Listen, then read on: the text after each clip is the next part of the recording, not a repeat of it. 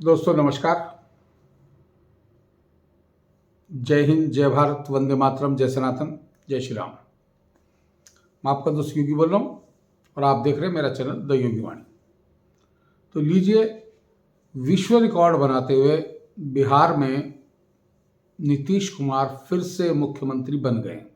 आज सुबह तकरीबन 11 बजे राज्यपाल के पास जाकर उन्होंने अपना इस्तीफा दिया। साथ में बीजेपी और हिंदुस्तान आवामी मोर्चा, जो जीतन राम मांझी की पार्टी है, उसका समर्थन पत्र दिया और शाम को 5 बजे उन्होंने शपथ ग्रहण कर लिया। कुल 18 साल के कार्यकाल में 9वीं बार उन्होंने शपथ ली है मुख्यमंत्री की। इस 18 साल कार्यकाल में बीच में उन्होंने जीतन राम मांझी को थोड़े दिनों के लिए मुख्यमंत्री बनाया था। बाद में उनके थोड़े से तेवर देख के वापस पुनः अपना पद ले लिया था। हालांकि उनके एनडीए में आने की चर्चाएं बहुत दिनों से चल रही थी, लेकिन उन चर्चाओं के पीछे सबसे बड़ा सच जो रहा, क्योंकि इंडी गठबंधन जो बनाया था उसमें उसके शिल्पकार, मूल शिल्पकार नीतीश कुमार ही थे और वो इस करके थे ताकि हम उसके संयोजक बन जाएं और प्रधानमंत्री पद के दावेदार बन जाएं संगठन से।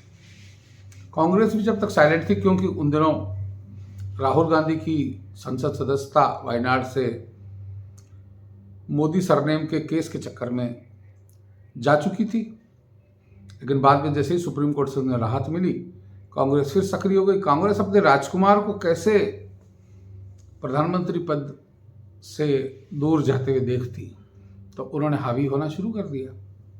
पटना की बैठक में पूरी मेहनत हुई, उसके बाद तय हुआ कि हम शिमला मिलेंगे। शिमला में मुलाकात नहीं हुई, फिर शायद मुलाकात बेंगलोर में हुई और बेंगलोर में नीतीश कुमार को अपमानित भी किया गया। नीतीश कुमार के बहुत सारे वहाँ पोस्टर भी लगाए गए और बहुत हंगामा के। पोस्टर कौन लगाता? अभी तो कांग्रेस की सरकार, उस समय शायद बन गई थी कांग्रेस की सरकार बेंगलोर में। तो कांग्रेस ने बड़ी सोची समझी साजिश के तहत नीतीश कुमार को अलग रखने के प्रयास किए और बाद के और जब भी इनकी बैठकें हुई वहाँ बिल्कुल उनको, जब संयोजक का बारी आई तो बहुत चतुर, चालाक और राजस्थान मतलब पॉलिटिक्स के शायद सबसे कुरूप रूप केजरीवाल ने खड़गे का नाम सुझा दिया और ममता बनर्जी ने भी खड़गे का नाम सुझा दिया और नीतीश कुमार को संयोजक पद से दूर कर दिया। बाद में तय हुआ कि खड़गे को इंडी का चेयरपर्सन बना देंगे और संयोजक नीतीश कुमार बन जाएंगे। यानी अब प्रधानमंत्री पद के या जो मुख्य दावेदार हैं वो तो रहेंगे मल्लिकार्जुन खड़गे और बाकी नीतीश कुमार उनके सहायक की भूमिका में आएंगे। तब से नीतीश कुमार बहुत बड़े खिन्न नजर आ रहे थे। ओके, तो फिर लालू प्रसाद यादव को बना दो, अगली मीटिंग में उन्होंने कहा। और उधर लालू प्रसाद यादव और उनके बेटे तेजस्वी यादव जो उप मुख्यमंत्री थे, वो उनको बिहार में काम भी नहीं करने दे रहे थे। हालांकि 18 साल के कार्यकाल में मुश्किल से 5-6 साल ऐसे निकले हैं जहाँ नीतीश कुमार ने कुछ काम जैसा कुछ किया है। बाकी जुमलों के मामले में माहिर हैं, एकदम शुद्ध भोजपुरी बोलते हैं तो बड़े तरीके से बोलते हैं और बड़ी मीठी जुबान है उनकी, और मोदी को गाली देने में नंबर 1 रहे हैं, ये भी सबसे बड़ी बात है। लेकिन बावजूद इसके बीजेपी ने उनको समर्थन देकर फिर से मुख्यमंत्री बना दिया। क्या कारण है इसके पीछे? इन कारणों को जानना बहुत जरूरी है। दरअसल क्या था कि लालू यादव के साथ मिलकर नीतीश कुमार पिछले 1.5 साल में जब राज कर रहे थे तो बिहार को जातीय जनगणना कराई थी उन्होंने और जातीय संघर्ष में झोंकने की कोशिश कर रहे थे। अब मान के चलिए अग्निवीर योजना जब लॉन्च हुई तो उसका सबसे ज्यादा विद्रोह कहाँ हुआ? बिहार में। तो जातीय, क्योंकि बिहार जातीय उसमें बटा हुआ बहुत ज़्यादा और जातीय बातें करते हैं लोग, लेकिन वहाँ, और वो इसकी पूरी तैयारी में थे। अब तक कांग्रेस ने और जितने भी विपक्षी दल हैं उन्होंने राज कैसे किया? इसी बूते तो राज किया है कि बहुसंख्यक हैं हिंदू 80% और तकरीबन 20% अल्पसंख्यक मुस्लिम है। तो इनमें मुस्लिम वोट तकरीबन कंसोलिडेट होता है, एक जगह गिरता है। तो हिंदुओं को तोड़ो और राज करो, यही चल रहा था। आज भी बहुत सारे हिंदू हैं जो कहते हैं कि हाँ, हम ब्राह्मण हैं, हम ठाकुर हैं, बनिया हैं, जो भी हैं, भूमिहार हैं, लेकिन कांग्रेस के समर्थक हैं, विचारधारा से प्रभावित हैं। कांग्रेस की विचारधारा क्या है कि जनता का पैसा है, लूटो, खाओ, मजे करो। मैंने जो अब तक समझा, मेरे पिछले 18 साल के पत्रकारिता कार्यकाल में यही मैंने देखा है। कांग्रेस में ईमानदार लोग होंगे, लेकिन उनकी संख्या बहुत गिनने लायक है। ज़्यादातर लोग मलाई खाने में लगे रहते हैं, और यही परंपरा हमने पूरे देश को सिखाई है। एजुकेशन सिस्टम ऐसा डेवलप किया है। आज के जो बच्चे हैं रोजगार मांगते हैं। रोजगार क्या? रोजगार मतलब खाने पीने की सुविधा। अभी आज ही मैं एक वीडियो देख रहा था, आज तक वालों ने एक वीडियो किया था ग्वालियर में। वहाँ एक मेडिकल स्टूडेंट जो राजमाता विजयराजे सिंधिया में पढ़ रही थी, वो कह रही है मेडिकल स्टूडेंट्स के लिए रोजगार का मतलब डॉक्टर को नौकरी चाहिए सरकारी, प्रैक्टिस करके संतुष्ट नहीं। तो भाई ऐसी पढ़ाई काहे करते हो? डॉक्टरी करने का मतलब लोगों का इलाज करना है। आप इलाज आप प्राइवेट करके भी कर सकते हो। प्राइवेट में बहुत सारे डॉक्टर हैं जो बहुत फेमस हैं और उनको सरकारी डॉक्टरों से ज़्यादा पैसा मिलता है। लेकिन सरकारी नौकरी लगने का फायदा क्या है? सरकारी नौकरी में आप फेमस हो जाओगे, आपको मरीजों की कतार लग जाएगी, फिर आप प्राइवेट में शिफ्ट कर जाओगे। सरकार ने जो आपको सुविधा दी है, पढ़ाने की सुविधा दी, उसको त्याग के चले जाओ। तो उसको सुन के मेरा मन में विचार बड़ा खटका कि क्या यही रोजगार है?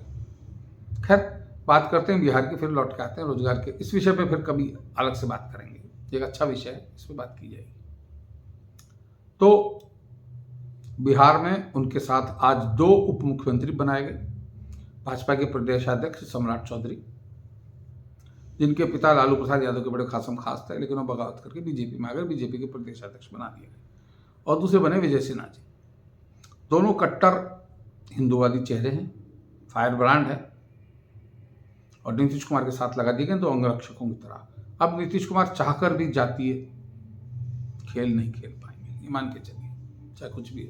क्योंकि विधायक तो उनके पास 45 ही है ना, बाकी समर्थन तो बाहर से है।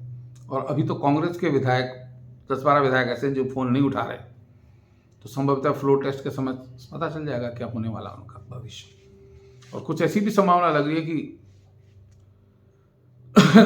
आरएलडी नहीं, जो भी लोग, लालू प्रसाद यादव की पार्टी के लोग भी कुछ ऐसे हैं जिनके फोन स्विच ऑफ आ रहे हैं। अब इस स्विच ऑफ फोन वाले राजनीति के चाणक्य की नज़र में हैं और संभवतया वो उसमें सफल होते नजर आ रहे। तो बीजेपी की कोई मजबूरी नहीं थी। बीजेपी को बिहार को इस जातीय संघर्ष से बचाने के लिए नरेंद्र मोदी जी ने और अमित शाह जी ने ये योजना बनाकर नीतीश कुमार को अपने साथ मिला लिया। और सबसे बड़ी बात जो मैं कल भी कह रहा था कि इंडी गठबंधन की पूरी तरह कमर तोड़ दी। जो उसका शिल्पकार था, जिसने उसे बनाया था, उसको ही उन्होंने अपने में शामिल कर लिया। और संभवतया नीतीश कुमार को नई जिम्मेवारियां भी दी जा सकती हैं, जिनकी संभावना मेरे को, हालांकि वो भरोसे काबिल नहीं है, लेकिन फिर भी संभवतया मोदी जी की योग्यताओं का उपयोग करेंगे। क्योंकि उनमें एक 2 बड़ी अच्छाइयाँ हैं। एक तो परिवारवाद के समर्थक नहीं है, उनका परिवार का कोई भी आदमी राजनीति में नहीं है।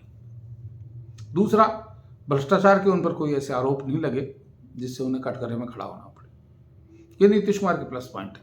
बाकी जैसी जातीय राजनीति करते हैं अपनी कुर्सी बचाए रखने के लिए, वो करते रहे। तो अब जातीय के लिए तो उनके साथ 2 मुख्यमंत्री लग गए, तो मेरे को नहीं लगता कि वो इस बचे हुए कार्यकाल में, जो 2025 में उनका कार्यकाल पूरा होगा, विधानसभा चुनाव होंगे, तो वो कुछ कर पाएंगे। और दूसरी बात करेंगे हम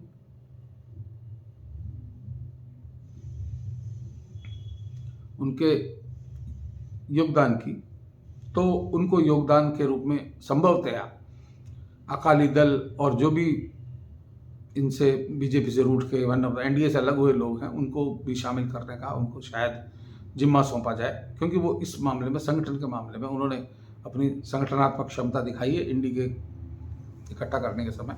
हालांकि कई जगह उनको मात खानी पड़ी, तो वो सब चीज़ें हैं, क्योंकि उनके पास धरातल नहीं है। तो मोदी और शाह ने अपने सबसे बड़े दुश्मन जो उनको रोज़ गालियाँ देते पानी पी के, उनको कैसे बख्श दिया। बख्शने का कोई पर्पज़ नहीं। आज मोदी जी ने जो उसके बाद ट्वीट डाला वो देखने योग्य है। उन्होंने नीतीश कुमार को बधाई दी और साथ में दोनों उप मुख्यमंत्रियों को बधाई दी और कहा कि आपके नेतृत्व में मेरे प्यारे बिहार वासियों की, देशवासियों की उन्नति होगी। जब वो मेरे प्यारे देशवासी बोलते हैं, मेरे प्यारे परिवारजन बोलते हैं लोगों को, तो एक बड़ा इमोशनल टच देते हैं और इमोशनल रूप से वो कनेक्ट हो जाते हैं। ये कनेक्टिविटी मोदी जी की खासियत है, इसका कोई तोड़ नहीं है, कोई तोड़ निकाल भी नहीं पाया है। और जिस तरह की तपश्चर्या भी करते हैं और केंद्रित होकर काम करते हैं, तो मान के चलिए मोदी जी ने पहले कहा भी था कि 4.5 साल राष्ट्रनीति, 6 महीने राजनीति। अब ये 6 महीने जो राजनीति का टाइम चल रहा है, क्योंकि 1-1.5 महीने बाद चुनाव की घोषणा हो जाएगी, शायद आचार संहिता लागू हो जाएगी, तो उसके बाद उसी में तो अब उन्होंने इस तरह का काम करके अब बिहार के लिए अपना रास्ता निष्कंटक कर लिया।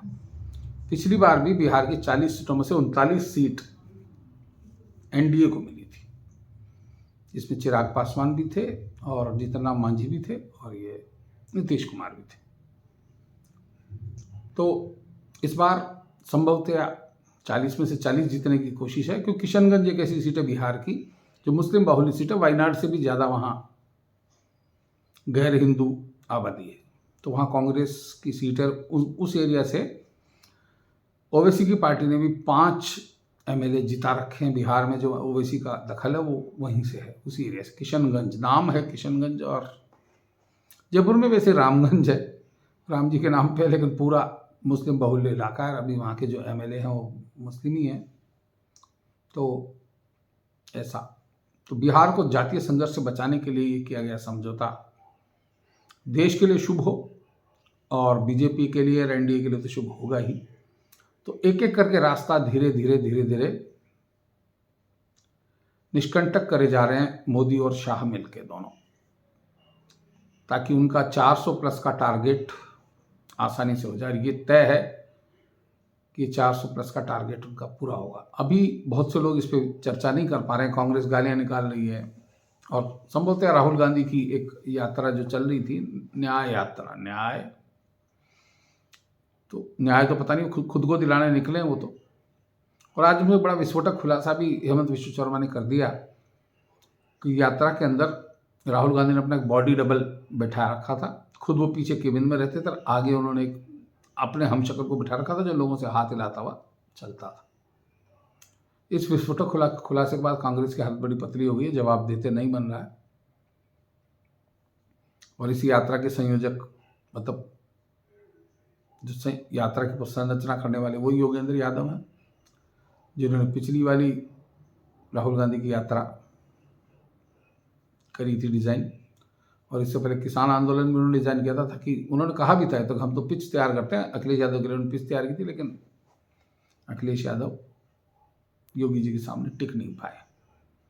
अखिलेश यादव ने बड़ा मास्टर स्ट्रोक चला है, आज सुबह बयान करके कहा कि कांग्रेस से हमारा समझौता हो गया, 10 सीटें कांग्रेस। जब कांग्रेस ने कह दिया कि हमारा कोई बातचीत चल रही है, भी हुआ कुछ नहीं है, तो संभवतः अखिलेश यादव ने भी मध्य प्रदेश वाला बदला निकाला, जब कमलनाथ ने उन्हें अखिलेश वखिलेश कहा था।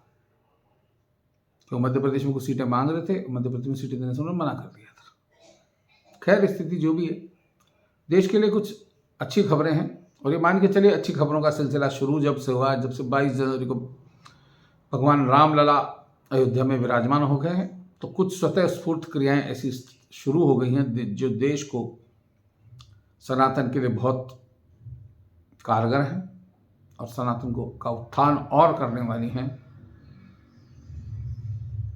और देश को और मजबूत करने वाली हैं। तो ये चीज़ें हो रही हैं, तो मान के चलिए बहुत अच्छा हो रहा है, बहुत अच्छा होता जाएगा। तो आइए हम देश के उत्थान के लिए प्रार्थना करें भगवान राम से, भगवान राम लला से। वो तो देख ही रहे हैं, और इन लोगों का जो हुआ कुछ अच्छा हुआ। एनडीए गठबंधन के टुकड़े हो गए, छिन्न भिन्न हो गए। ममता बनर्जी पहले अलग कर चुकी हैं, डीएमके पहले कह चुका है, तो संभवतया इनका तिया पांचा होने को है। अभी कुछ उड़ती सी खबर ये भी आ रही है कि उद्धव ठाकरे भी एनडीए में वापसी चाहते हैं। लेकिन एनडीए में उनकी वापसी की संभावनाएं बहुत क्षीण है। बाकी राजनीति में क्या हो जाए, कब परवट बदले पता नहीं चलता। तो दोस्तों आज के लिए इतना ही, फिर मिलते हैं नए विषय के साथ अगली चर्चा में। जब तक के लिए जय हिंद, वंदे मातरम, जय भारत, जय सनातन और जय श्री राम।